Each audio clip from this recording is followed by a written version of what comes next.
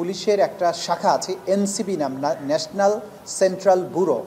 তারা ইন্টারপোলের ব্যাপারে ইন্টারপোলের red notice জারি করা বা ইন্টারপোল রিলেটেড যত অ্যাক্টিভিটিস আছে বাংলাদেশের পুলিশের পক্ষ থেকে সেটা তারা মনিটর করেন, সেটা দেখভাল করেন এবং সেই ব্যাপারে তারা দায়িত্ব পালন করেন।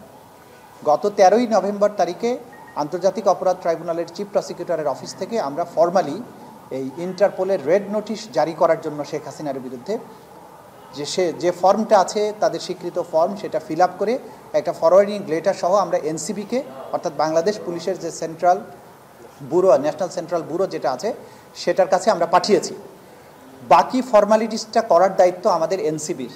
সুতরাং এই ইন্টারপোলের রেড নোটিশটা ইন্টারপোল কর্তৃক জারি হয়েছে কিনা সেই বিষয়টা বলার দায়িত্ব হচ্ছে আমাদের এনসিবির এবং আমাদের বাস্তবিক অর্থে ইন্সপেক্টর জেনারেল অফ পুলিশের অফিসের।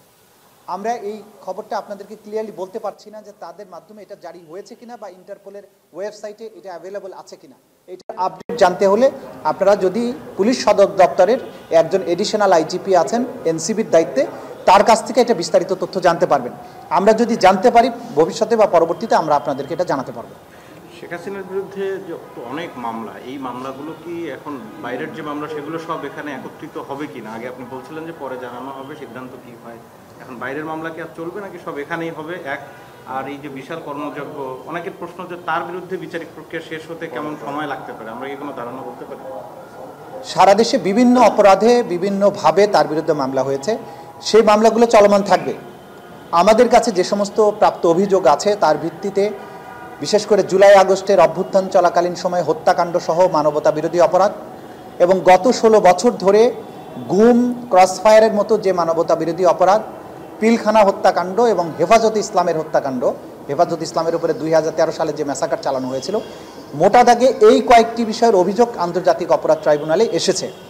সেগুলোর ভিত্তিতে তদন্ত চলমান আছে এবং আমরা বিশ্বাস করি যে এই তদন্ত যেহেতু শেখ হাসিনা সহ তার ক্যাবিনেট এবং তার পুলিশ বাহিনী, বিভিন্ন বাহিনীর প্রধান সহ অনেকের বিরুদ্ধে মামলা চলমান আছে, সেজন্য প্রায়োরিটি ভিত্তিতে শেখ হাসিনার বিরুদ্ধে যে তদন্ত প্রক্রিয়া যেটা আছে সেটা খুব জোরে সোরে চলমান আছে।